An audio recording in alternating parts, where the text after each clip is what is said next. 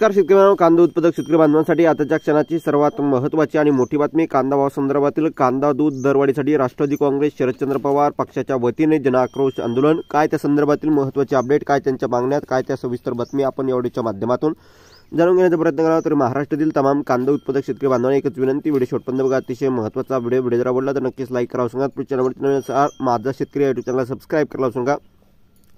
चला तर मित्रांनो, काय सविस्तर संपूर्ण महत्त्वाचे अपडेट संपूर्णपणे शेवटपर्यंत नक्कीच व्हिडिओ बघावा ही विनंती कळकळीची राहणार आहे. महाराष्ट्रातील कांदा उत्पादक शेतकरी बांधवांसाठी कांदा व दूध दरवाढीसाठी राष्ट्रवादी काँग्रेस शरद पवार पक्षाच्या वतीने जन आक्रोश आंदोलन. कांदा व दूध व दरवाढीसाठी राष्ट्रवादी काँग्रेस शरद पवार पक्षाच्या वतीने अमरावती आज आंदोलन करण्यात आले आहे. पक्षाच्या राष्ट्रीय कार्याध्यक्ष खासदार सुप्रिया सुळे यांच्या नेतृत्वात आंदोलन करण्यात आले आहे. कांदा व दूध दरवाढीसाठी राष्ट्रवादी काँग्रेस शरद पवार पक्षाच्या बारामती आज आंदोलन करण्यात आले. पक्षाच्या राष्ट्रवादी कार्याध्यक्ष खासदार सुप्रिया सुळे यांच्या नेतृत्वात आंदोलन करण्यात आले आहे. यावेळी कांदा उत्पादक शेतकऱ्यांसह युवा नेते योगेंद्र पवार कार्यकर्ते मोठ्या संख्येने उपस्थित होते.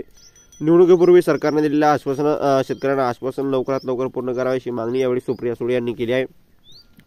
सुप्रिया सुळे बोलताना म्हणाले की राज्यातील दूध उत्पादक शेतकऱ्यांना उचित दर मिळत नाही, त्यामुळे उत्पादन खर्च निघत नाही, परिणामी शेतकऱ्यांना नुकसान सहन करावे लागत आहे.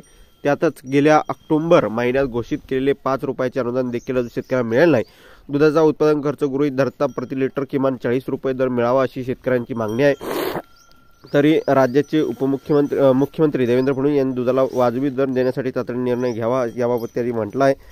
त्याच मित्रांनो, एकंदरीतच या ठिकाणी बघितलं कांद्याची सुद्धा तीच परिस्थिती आहे. उत्पादन खर्च निघेल एवढे सुद्धा भाव शेतकऱ्यांना मिळत नाही आहे आणि कांद्यावरील जे काही निर्यात शुल्क 20% लागू आहे ते अद्याप चालूच आहे. त्यामुळे एकंदरीतच कांद्याच्या भावात सुधारणा व्हायचं सोडून घसरण ही दिवसेंदिवस होताना दिसत आहे. धन्यवाद मित्रांनो, माझा व्हिडिओ शेवटपर्यंत माहितीपूर्ण कांदा बाजाराच्या अपडेट्स तोपर्यंत इथेच थांबतो आहे. जय महाराष्ट्र, जय शिवराय. धन्यवाद. लाईक, शेअर आणि सबस्क्राईब आणि कमेंट करा. सांगा तर भेटूया आपण. तोपर्यंत जय महाराष्ट्र, धन्यवाद.